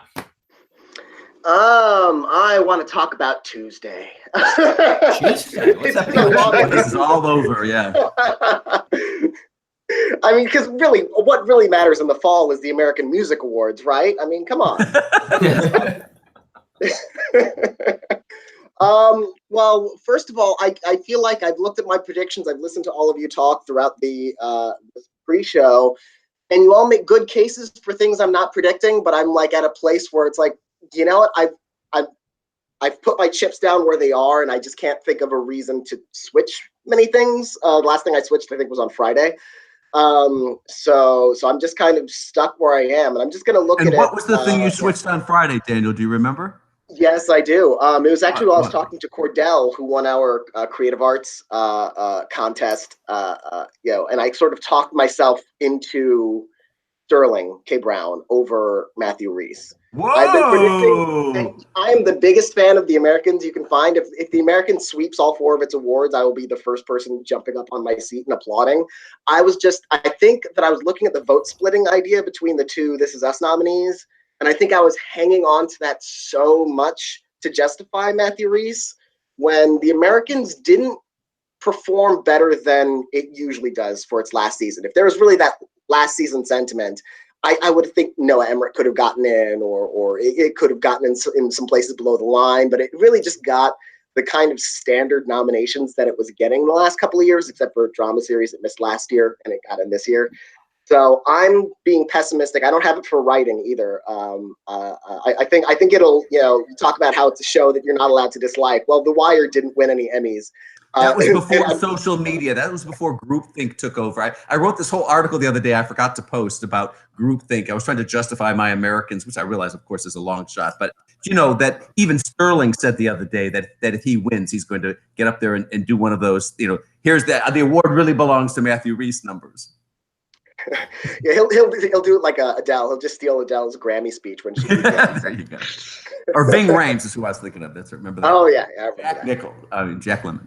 I would be really happy to see the American sweep, but I really worry that it's one of those things where we think it's a thing, and it's a thing the internet wants more than the Emmys actually want. Like The Leftovers, I convinced myself it was going to have a breakthrough in nominations for its last season. So I feel like I'm not going to let wishful thinking get in the way. So if it wins, I'll be pleasantly surprised, and if I'm right about my predictions, I'll also be pleasantly surprised. So it'll be win-win. I'm going with Sterling K. Brown too. I just think that we'll see Emmys He came repeat. in 4th place in the Gold Derby Awards. Milo came in 2nd. Matthew Reese had twice as many votes as the number 2. Not that don't play you. Yeah, I just feel like in this category the Emmys will repeat themselves this year, and I feel that because I don't think there is a particularly are they gonna? It's the same reason I'm picking Ann Dowd over Yvonne Strakovsky. I just think that maybe they'll go with the person they feel safe with, as often happens at the Emmys. But I'm doing that too. Yeah, and Ron Cephas Jones winning at the Creative Arts sort of helped push me, because I think because the This Is Us did slightly underperform, maybe a little bit more than slightly underperform relative to our expectations. They didn't get Justin Hartley in. They dropped Chrissy Metz. They didn't get Mandy Moore in. But Ron Cephas Jones, I saw, it's like, oh, they still do like the show. They don't maybe like it as much as they did in year 1, but they liked it enough to vote for it, and they're paying enough attention to not just name check the guy they gave it to last year. They actually gave it to Ron Cephas Jones. So I feel like This Is Us is probably strong enough to get a second win. Although I think Milo is right up there with Sterling. I actually moved Sterling up into 1st and Milo into 2nd, and I have Matthew Reese in 3rd. I think it's going to be one of those 3, but it's going to be close. Interesting. Is it Rob? What's a category you want to talk about? I'm still thinking about Claire Foy upsetting. I think I'm the only one of us editors who have decided to put her in 1st. I've had her in 1st for 3 weeks, and when I did my annual last-minute check through my predictions this morning, I was so close to just kind of swapping her out with Elizabeth Moss just to go with the consensus. But I've just decided I might as well, if I'm going to go hard, I might as well just go completely, just go crazy and just go with my gut. And I think that if there's an argument to be made for an upset in that category, it's probably Claire Foy, given she's a 2-time SAG Award winner. It's her last opportunity. The Crown has overperformed.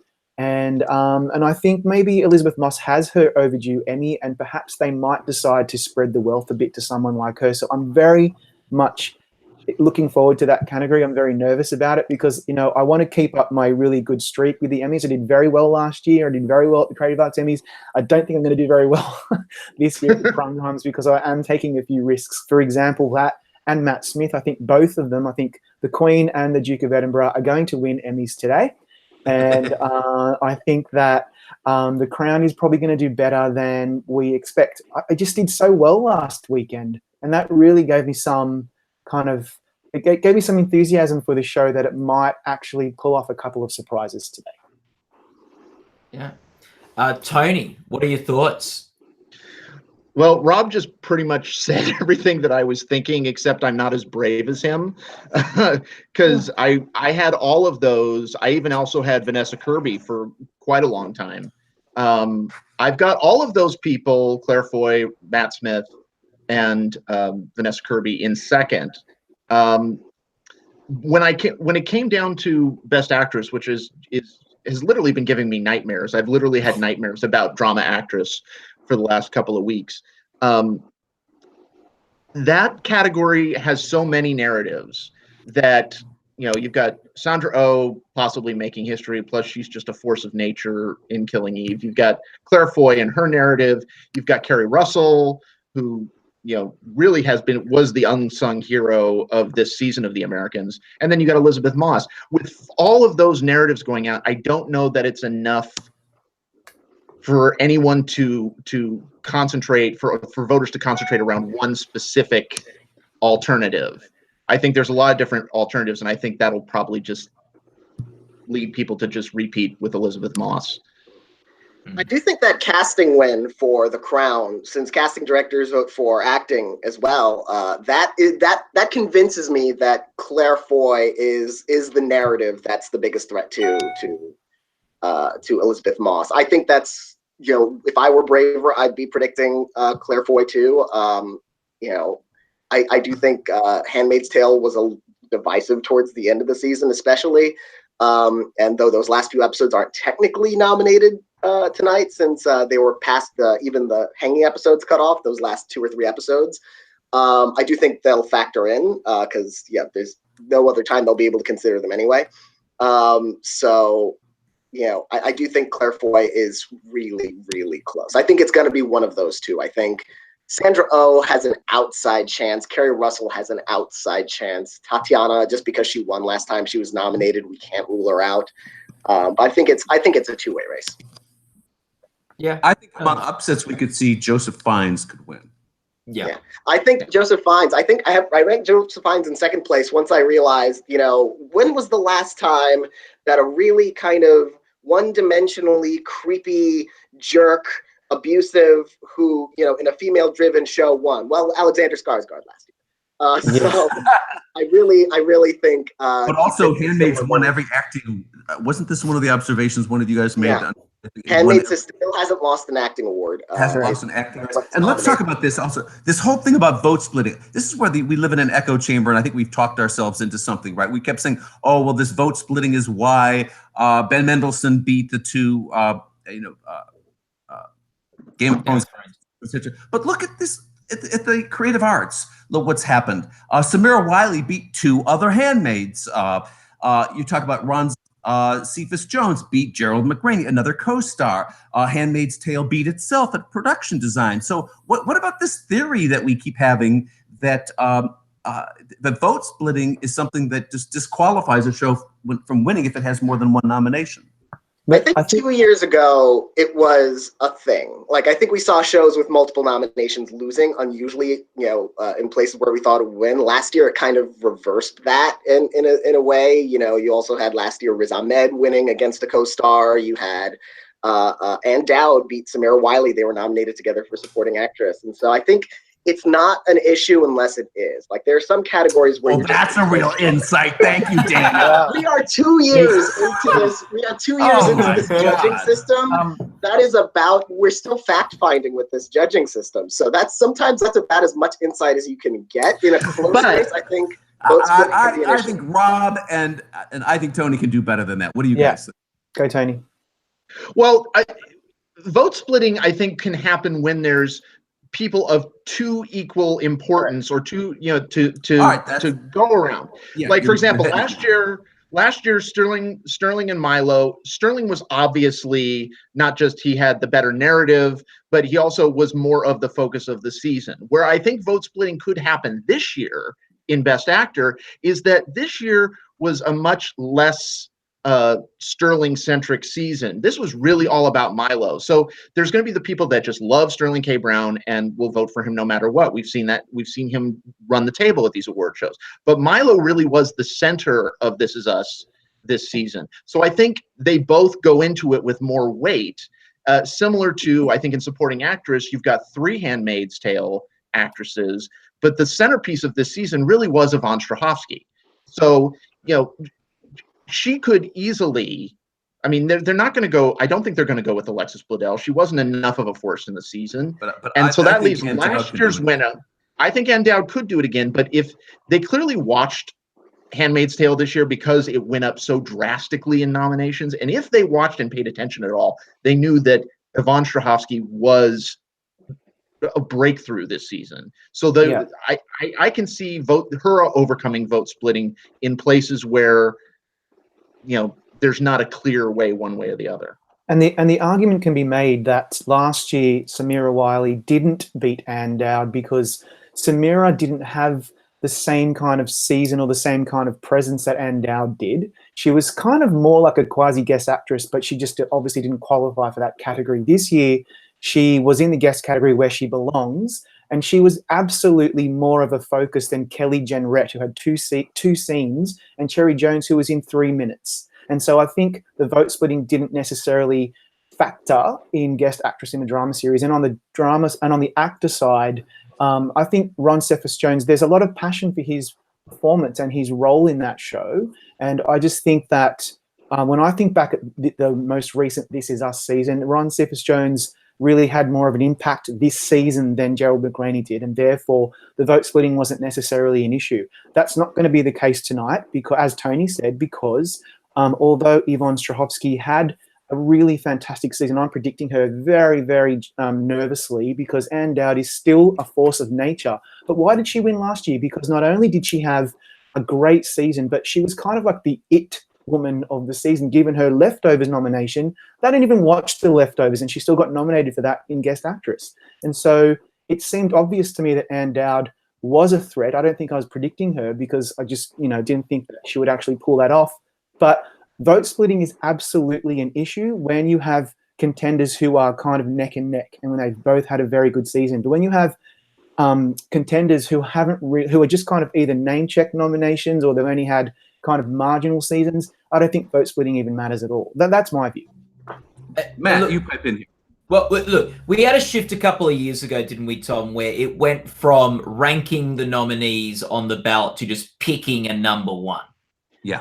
Right. So that shift has made vote splitting a more likely occurrence, because if you're ranking and points are allocated, you can put Ann Dowd 1, you can put Yvonne Strahovski 2, and they both end up getting some points or that sort of thing. So it's definitely now something we need to consider in a way we didn't before. And it looks like in some races it may have been a factor.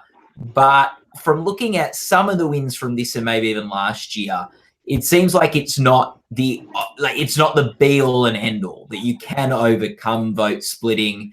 And look, I think two ways can get you to overcome vote splitting. One is I was saying, a clear front runner of the two. I think O.J. Simpson, Sterling K. Brown is a great example. Clearly, he is the one that people are going to be voting for from that show. It's not going to be a factor. The other is if that show is just so popular, getting so many votes, that it might come first and second in a category. It's just getting such a high percentage of support behind it.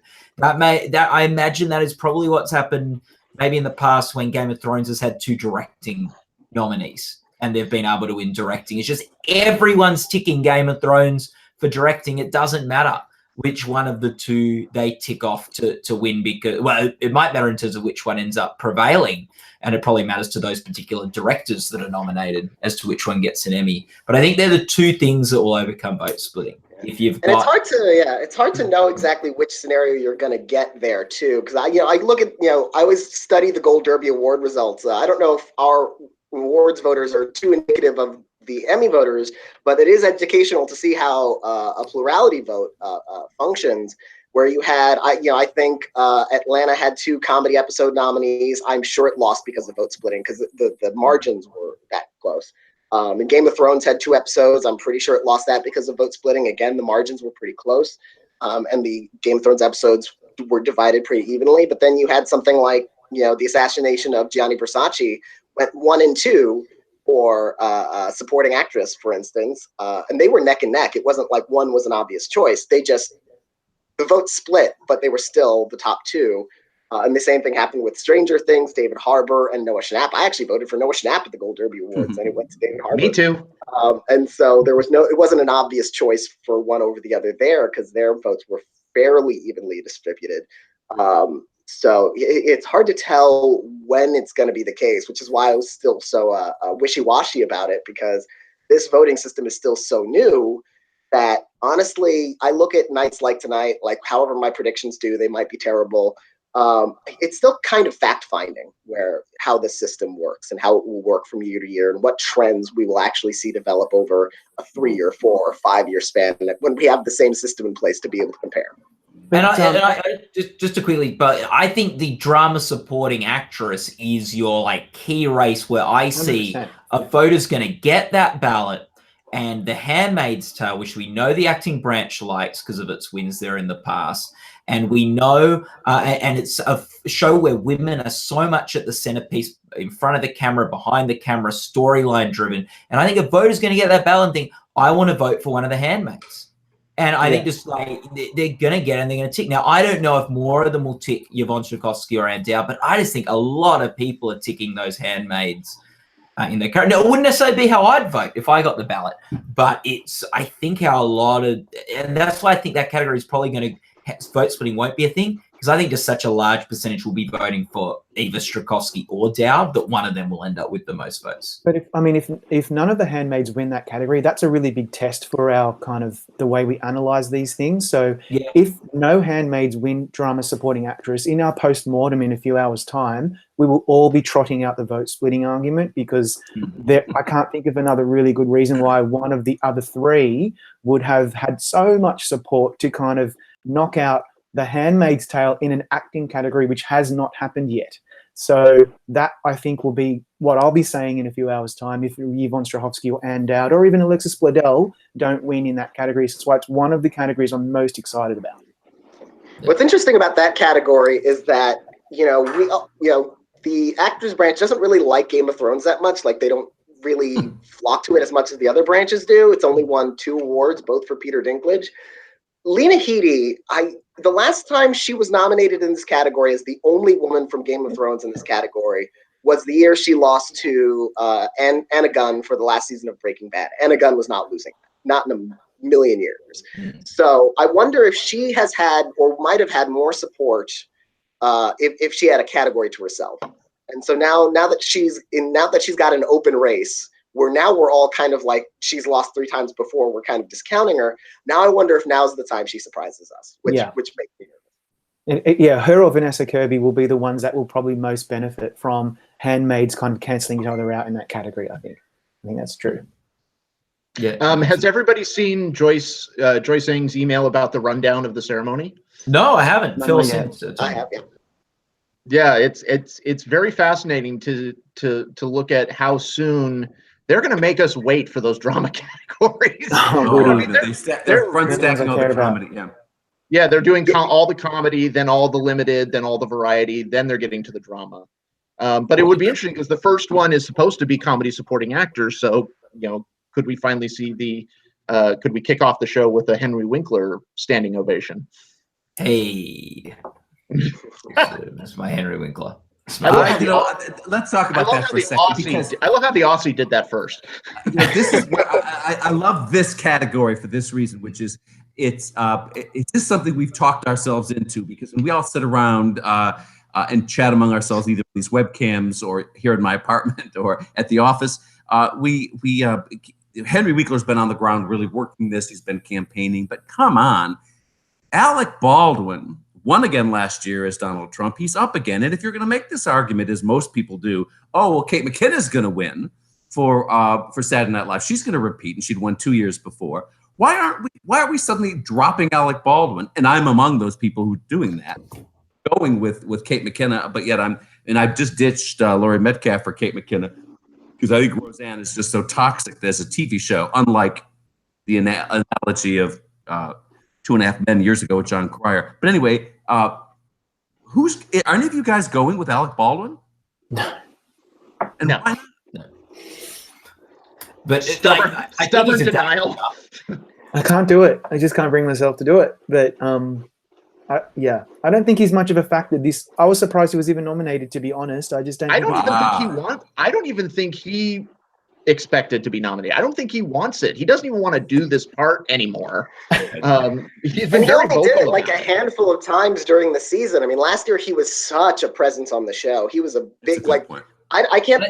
Did any of his sketches even go viral this season? It didn't seem like there was really much of any, water cooler tension for him this year. And on top of that, he's not like an automatic name check for the Emmys in the sense that, like, at the SAG Awards, he won 7 times in a row. But last year was only his 3rd Emmy. He won twice for 30 Rock, and then he never won again. I think he kept throwing that race, submitting weak episodes. So yeah, like, Alec Baldwin isn't someone who they'll just lavish attention on all the time. Last year was such a unique case.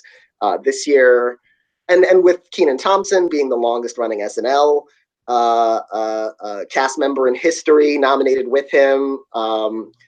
There's a lot of love for him and not for Alec Baldwin. Alec Baldwin's known as a cranky, diva who lives in New York and not in LA. Okay. It's iconic. It's an iconic role. He won last year. He's definitely, if he won, we'll all go, of course. Oh, here we go. Yeah, of course he won. Makes sense. But I do agree that it doesn't have the buzz. It doesn't have the heat that it had last year. And I do wonder if this isn't necessarily like a performance that the actors of Branch will really like want to be a multiple time winning performance. And I'm wondering if the shine has worn on that one, considering that, how can you lampoon somebody who lampoons himself on a daily basis? I mean, it's past the point of satire anymore. It's now just it's now just effing terrifying. It's a pretty one-note performance to be a multiple Emmy-winning performance. Correct. Like Exactly. maybe it'll happen. Like, yeah. So I have a question. Yes. So I'm going to be reviewing the telecast, and so what do you guys think of Colin Jost and Michael Che? What do you want them to do as hosts?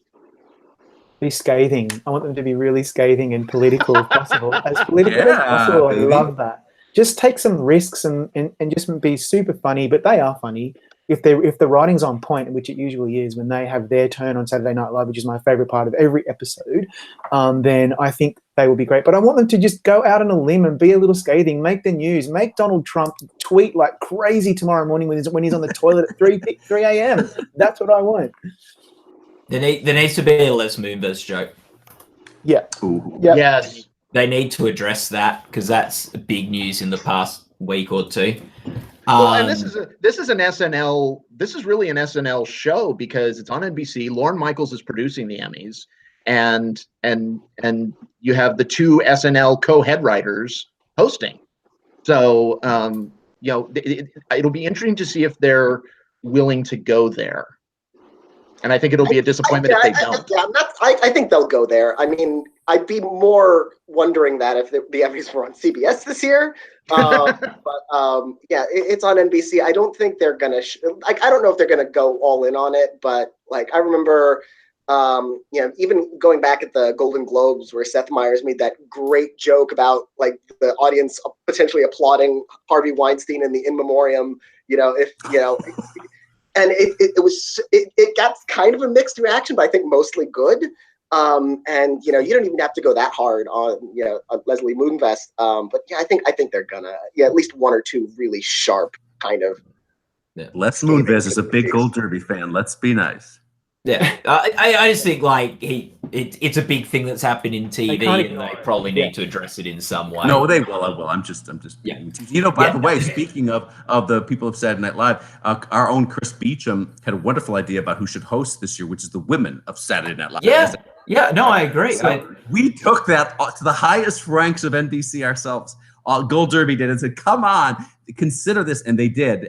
We happen to know that it was discussed in depth. So, but that would have been cool too to see that instead. Because a friend has pointed out to me that none of the major award shows since Me Too broke has had a female host. Yeah, that's ridiculous. And that's absurd. And there's so many contenders for that. So yeah, that needs to happen. Way to go, Hollywood. I did host the movie and TV awards. So, I mean, if that's not a major Hollywood award, I don't know what is. Yes, they weren't counting the MTV awards. So that is fair. And to be fair, the Tony Awards had a female co-host.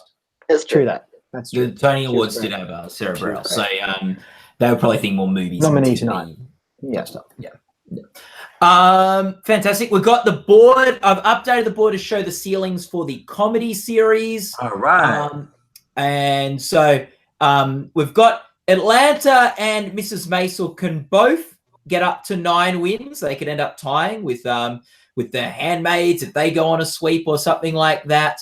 But they're competing against each other in, I think, all of those categories except lead actor and actress. So they won't both get that high, and they might end up falling below it. Barry can jump up from 1 to 6. Glow can go from 2 to 4. And then with the mini-series races, you've got Jesus Christ Superstar can jump up to 9. Jump up to 10. Sorry. Versace can jump. Oh, no, sorry. Jesus Christ can go to 9. Versace can go to 10 with if it wins all of its categories. And Black Mirror can jump up here to 6. Now, this is all assuming that no one ties with themselves tonight.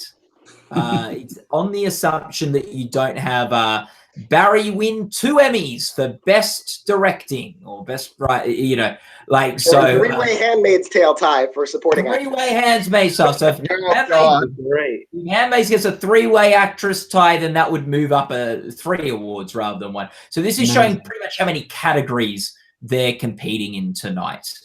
Last week tonight can go from 3 to 4. And Saturday Night Live, which we were just talking about, can go from 7 all the way up to 10, which will tie its record from last year if it wins all of its categories. That's if Alec Baldwin and Kate McKinnon allegedly Jones and it wins for series. I just remembered I forgot to take Portlandia out of my number 1 spot for series because I thought that might rally. But I think Saturday Night Live is going to win best variety sketch this year.